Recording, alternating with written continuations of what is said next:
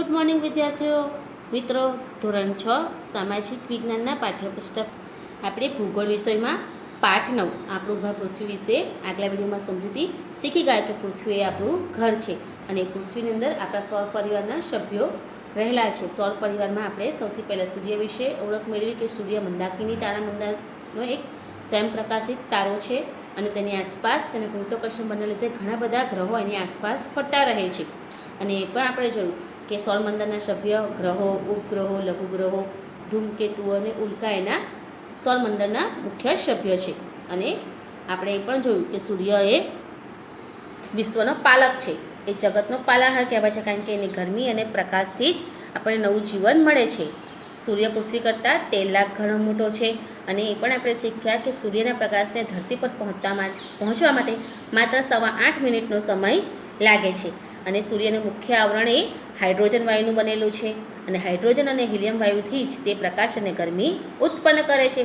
ત્યાર પછી આપણે સૌર પરિવારના 8 ગ્રહો વિશે શીખ્યા, જેમાં બુધ, શુક્ર, પૃથ્વી, મંગળ એ આપણા આંતરિક ગ્રહ અને ગુરુ, શનિ, યુરેનસ, નેપચ્યુન અને પ્લુટો એ આપણા બાહ્ય ગ્રહો વિશે પણ આપણે શીખી ગયા છે. ત્યારબાદ આપણે સૌર પરિવારના બધા જે ગ્રહ છે એની આપણે માહિતી મેળવી અને ઉલ્કા વિશે પણ શીખ્યા કે રાત્રે આકાશમાં જે ખરતો તારો દેખાય છે એને શું કહેવાય છે? ઉલ્કા કહેવાય છે. અને એનું આપણે ઉદાહરણ પણ જોયું કે મહારાષ્ટ્રનું કોયના સરોવર એ ઉલ્કાનું એક ઉદાહરણ છે. અને ત્યાર પછી બીજું ઉદાહરણ પણ હતું કે સૌરાષ્ટ્રમાં ધરજા પાસે આવેલી જે ઉલ્કા હતી તેનું વજન કેટલું હતું? 40 કિગ્રા હતું. ત્યાર પછી આપણે નક્ષત્ર વિશે શીખ્યા અને આપણે વાત કરી કે પુષ્ય નક્ષત્ર કે જેમાં આપણે સોના ચાંદીની ખરીદી કરીએ છીએ અને એવા આપણી પાસે કેટલા કુલ નક્ષત્ર છે? 27 નક્ષત્રો છે. ચાલો હવે આજે આપણે શીખવાનું છે પૃથ્વીની સ્થાન અને આકાર. હવે આપણે પૃથ્વીની સ્થાન અને આકાર વિશે માહિતી મેળવીશું. તો આપણે શીખીએ તો આપણે પૃથ્વીનું સ્થાન અને આકાર વિશે શીખીએ. આપણે સૂર્ય અને ચંદ્રને આથમતા જોયા છે. કેવા સરસ મજાના તેજસ્વી દેખાય છે. આપણી પૃથ્વી પણ આવો જ એક ગોળો છે. તેનો આકાર કેવો છે? ગોળ છે. તે બંને ધ્રુવોથી થોડી ચપટી છે અને કેટલાક અવકાશયાત્રીઓ તો ચંદ્ર ઉપર જઈ આવ્યા છે. તેમણે પૃથ્વીના ફોટા લીધા છે. ચંદ્ર પરથી પૃથ્વી આકાશમાં મોટા ગોળા જેવી દેખાય છે. તો પૃથ્વીનો આકાર કેવો છે? અહીંયા ગોળ છે અને તે બંને ધ્રુવોથી કેવી છે? થોડી ચપટી છે. એટલે જ્યારે આપણા વૈજ્ઞાનિકો અવકાશયાત્રીઓ ચંદ્ર ઉપર ગયા ત્યારે પૃથ્વીના ફોટા એમને લીધા તો એ ચંદ્ર ઉપરથી પૃથ્વી કેવી દેખાય છે? આકાશમાં એક મોટા ગોળા જેવી દેખાય છે. હવે એની આગળ આપણે સમજીએ. આપણે એક નાના ગામમાં કે શહેરમાં રહીએ છીએ. વળી આપણે જે ભાગ જોઈ શકીએ છીએ તે પૃથ્વીથી ખૂબ જ નાનકડો ભાગ છે. આ કારણે પૃથ્વી ગોળ છે તેવો ખ્યાલ આવી શકતો નથી. તમે ક્યારેક તૂટી ગયેલું માટલું જોયું છે? તેના અનેક ટુકડાઓ એક નાનકડો ટુકડો હાથમાં લઈએ તો આખું માટલું ગોળ હશે એવો ખ્યાલ આવી શકતો નથી. આમ પૃથ્વીના નાના ભાગ ઉપર આપણે રહીએ ને જોવાથી આપણને આખી પૃથ્વી ગોળ જણાતી નથી. પરંતુ હવે અવકાશ અને ચંદ્ર પરથી લીધેલા ફોટોગ્રાફ ઉપરથી આપણે કહી શકીએ છીએ કે પૃથ્વી ગોળ હોવા વિશે કોઈ શંકા રહી નથી. અહીંયા આપણને વાત કરી છે પૃથ્વી વિશે. તો પૃથ્વીનો આકાર કેવો કીધો છે? ગોળ કીધો છે અને તે ધ્રુવોથી ચપટી છે. તમને અહીંયા ઉદાહરણ આપીને સમજાવ્યું છે કે આપણા ઘરમાં જો માટલું ફૂટી જાય તો માટલાનો ટુકડો લઈને આપણે કહી ના શકીએ કે માટલું ગોળ હશે. એનો આટલો આપણને સંપૂર્ણ ખ્યાલ આવી શકતો નથી. પણ અહીંયા અવકાશયાત્રીઓ જે ફોટા લીધા છે ચંદ્ર ઉપરથી એના ત્યારે કહી શકીએ કે પૃથ્વી ગોળ હોવાને કોઈ શંકા રહી નથી. જો વિદ્યાર્થી મિત્રો, અહીંયા મેં તમને પૃથ્વીનો એક ગોળ બતાવ્યો છે કે આ પૃથ્વી આપણે શીખી ગયા કે દડા જેવી ગોળ નથી, પણ તે નારંગી જેવી છે અને તે ધ્રુવ પ્રદેશોથી થોડી ચપટી છે અને વિષુવવૃત્તથી થોડી આગળ ફૂલેલી છે. તો આપણે પૃથ્વીનો અહીંયા અભ્યાસ કરીએ તો એની પર શું આવેલું છે? તો ભૂમિખંડો, મહાસાગરો અને દુનિયાના નકશા તમને દોરેલો દેખાય છે ને. આ પૃથ્વીના ઘોડા પર તમને વિવિધ નકશા દોરેલા દેખાય છે. એમાં આપણે અહીંયા જોઈએ તો આપણા ભારતનો નકશો છે, જેમાં આપણા વિવિધ તમને શહેરો પણ દેખાશે. જુઓ, અહીંયા તમને દિલ્હી દેખાશે, આ બાજુ અહીંયા નેપાળ છે. એવી રીતે આપણે તમને અહીંયા આપણા મહાસાગરો દેખાશે કે હિન્દ મહાસાગર, બંગાળાની ખાડી, એવા બધા તમને નકશામાં તમે જોઈ શકો છો કે ભૂમિખંડો, મહાસાગરો અને મહાસાગરો પણ તમને દેખાશે. અહીંયા આપણે જોઈએ તો નકશાનો અભ્યાસ કરવા માટે અહીંયા આપણે ઉત્તર, દક્ષિણ, પૂર્વ અને પશ્ચિમ આ તમે ચિહ્નના આધારે તમે કયા દેશમાં કે કયા રાજ્યમાં જવું છે એ તમે દિશાનો પણ તમે અહીં ખ્યાલ આવી શકે છે. એ જ પ્રમાણે પૃથ્વીના ગોળા ઉપર આ મધ્યથી વચ્ચે જે રેખા પસાર થાય છે એને આપણે વિષુવવૃત્ત કહેવામાં આવે છે.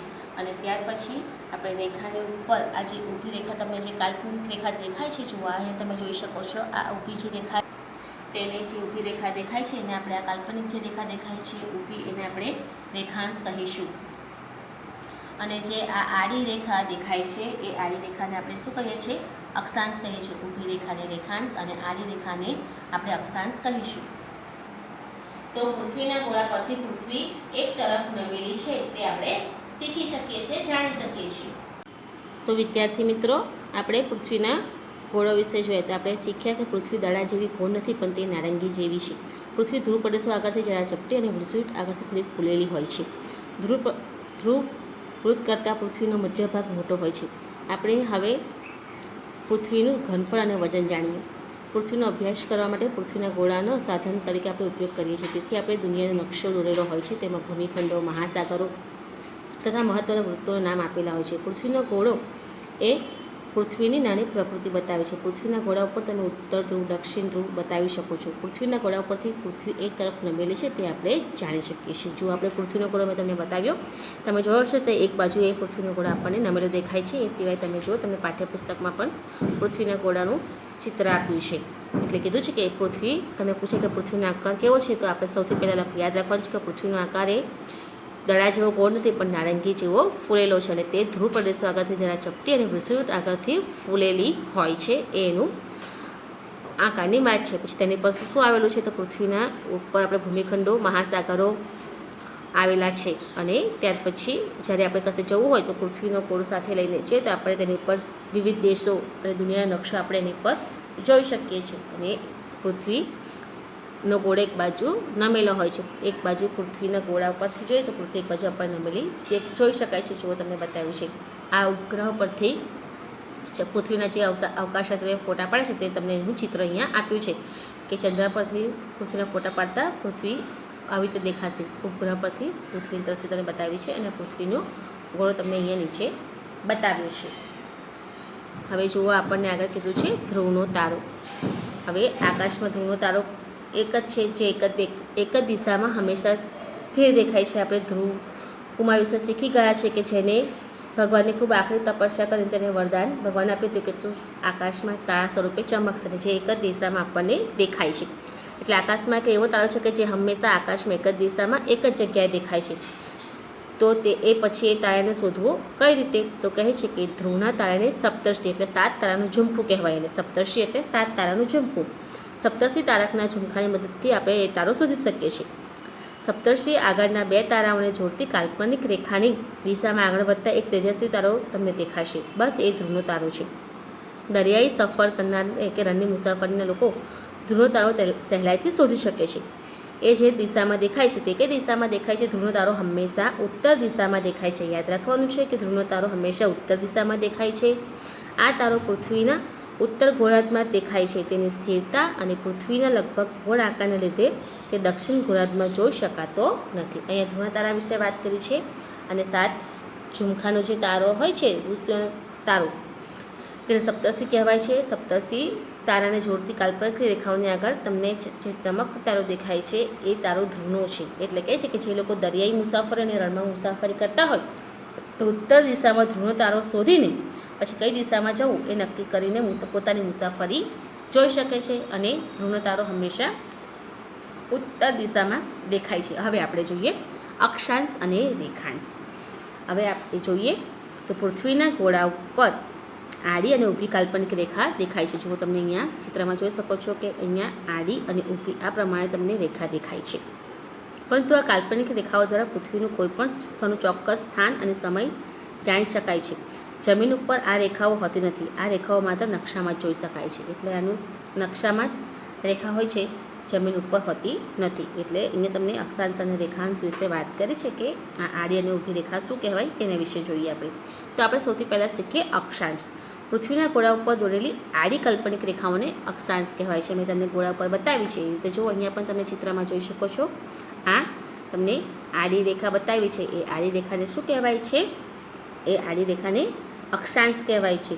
અને પૃથ્વીની સપાટી એ કીધું છે કે પૃથ્વીના ગોળા પર આડી કાલ્પનિક રેખાને અક્ષાંશ કહેવાય છે. તમને યાદ રાખવાનું છે કે અક્ષાંશ કોને કહેવાય તે. પૃથ્વીની સપાટી પરના કોઈપણ સ્થળને જો સીધી રેખાથી પૃથ્વીના કેન્દ્ર સાથે જોડવામાં આવે તો રેખાથી વિષુવવૃત્તીય કાલ્પનિક સપાટી સાથે કેન્દ્ર જેટલો અંશનો ખૂણો થાય છે તે સ્થળનો અક્ષાંશ બને છે.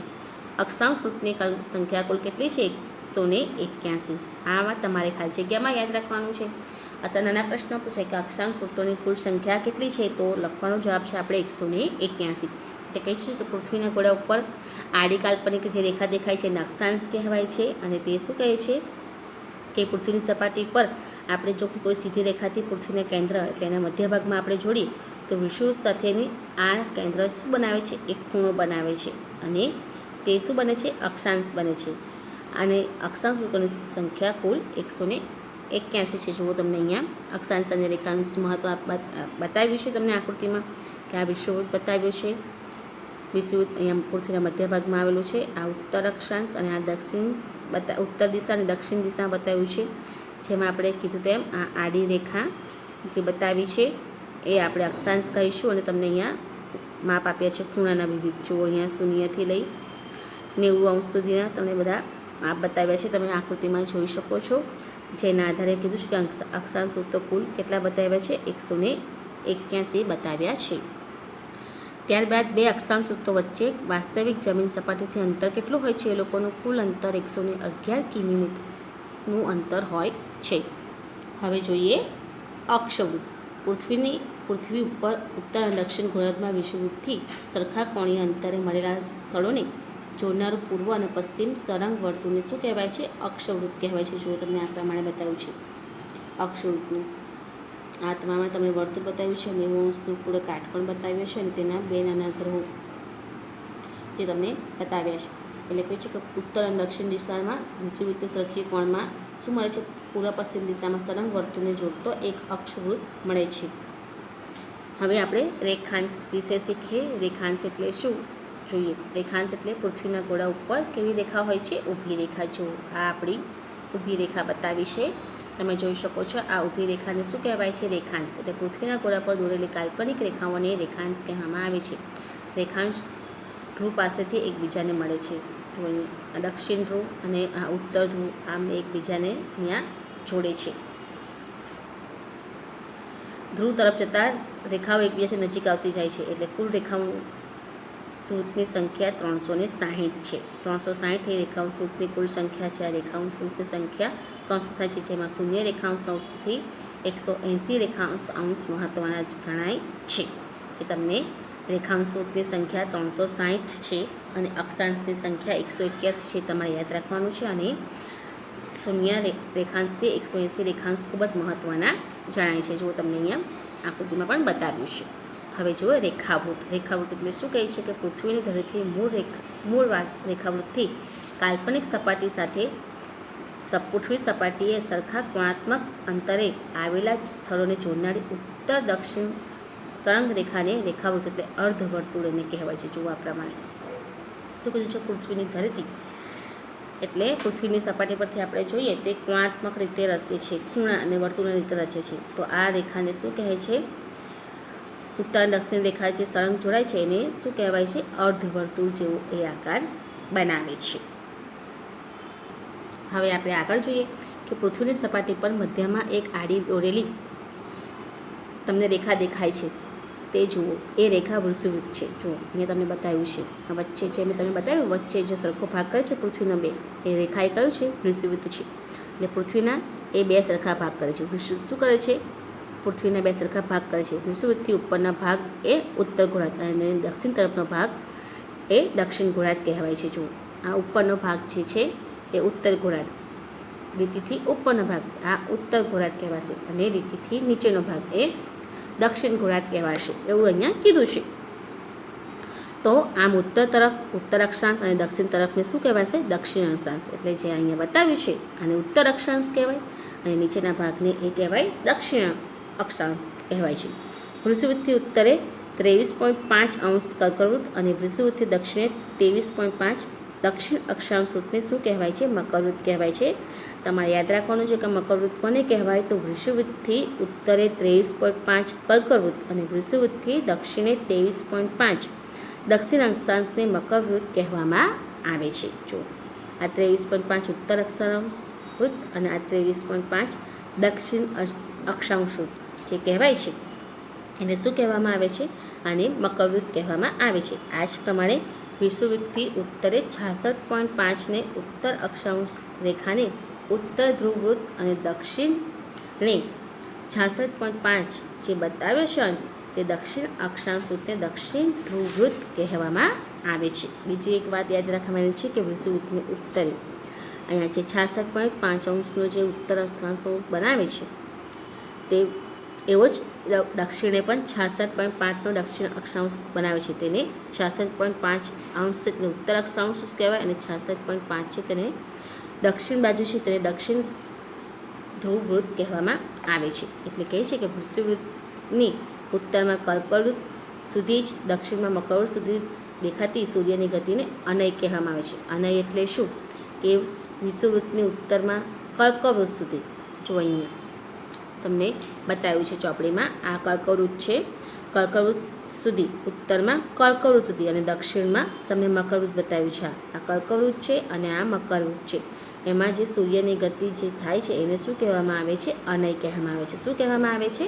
અનય. અયન કહેવામાં આવે છે, એને કહેવામાં આવે છે અયન. ઉત્તરમાં કર્કવૃત્ત અને દક્ષિણમાં મકરવૃત્ત સુધી દેખાતી સૂર્યની ગતિને અયન કહેવામાં આવે છે. તેથી આની વચ્ચેના વૃત્તોને શું કહેવામાં આવે છે? અનય વૃત્તો કહેવામાં આવે છે. સૂર્યની આ ગતિ 6 મહિના જેટલો સમય લાગે છે. પૃથ્વી 66.5 અંશના ખૂણે નમેલી હોય છે. તમારે યાદ રાખવાનું છે કે પૃથ્વી કેટલા અંશના ખૂણે નમેલી છે? 66.5 અંશના ખૂણે નમેલી હોય છે. એટલે સૂર્યના કિરણો કર્કવૃત્ત અને મકરવૃત્ત પર કેવા પડે છે? સીધા પડે છે. તમને પ્રશ્ન થાય કે સૂર્યના કિરણો કર્કવૃત્ત અને મકરવૃત્ત પર સીધા પડે છે, એ તમારે યાદ રાખવાનું છે. અને બીજું, પૃથ્વી 66.5 અંશના ખૂણે નમેલી છે. જો તમને પાન નંબર 52 ઉપર સમજૂતી આપી છે, તમને અહીંયા ફરી કર્કવૃત્ત મકરવૃત્ત વિષુવવૃત્ત તરીકે બતાવ્યા છે. અહીંયા સૂર્યના કિરણો છે, જે સૂર્યના કિરણો આપણે શીખ્યા તેમ કર્કવૃત્ત અને મકરવૃત્તની તરફથી પસાર થઈ આ વચ્ચે જે સમય પડે છે, સૂર્યના કિરણો જે સીધા પડે છે એને અનયવૃત્ત કહેવામાં આવે છે. અને આપણે શીખી ગયા કે અહીંયા 23.5 ઉત્તર અને 23.5 દક્ષિણ અક્ષાંશ કહેવામાં આવે છે. આ પ્રમાણે અહીંયા તમે જોઈ શકો છો, ઉત્તર ધ્રુવ એ 90 અંશ ઉત્તર અક્ષાંશ અને દક્ષિણ ધ્રુવ એ 90 અક્ષાંશ બતાવેલા છે. આ તમને ઉત્તર ધ્રુવ અને આ દક્ષિણ ધ્રુવ બતાવ્યા છે. અને વિષુવવૃત્ત બાજુથી આપણે જોઈ ગયા કે અહીંયા પૃથ્વી 66.5 અંશે આપણે શીખી ગયા એ નમેલી હોય છે. આ 66.5 વિશે શીખ્યા. આ આપણે શીખ્યા 66.5 એ ઉત્તર અક્ષાંશ અને અહીંયા 66.5 અંશ એટલે દક્ષિણ અક્ષાંશ વૃત્તો કહેવામાં આવે છે. તો આ તમને અનય વૃત્તની આકૃતિ તમને બતાવી છે.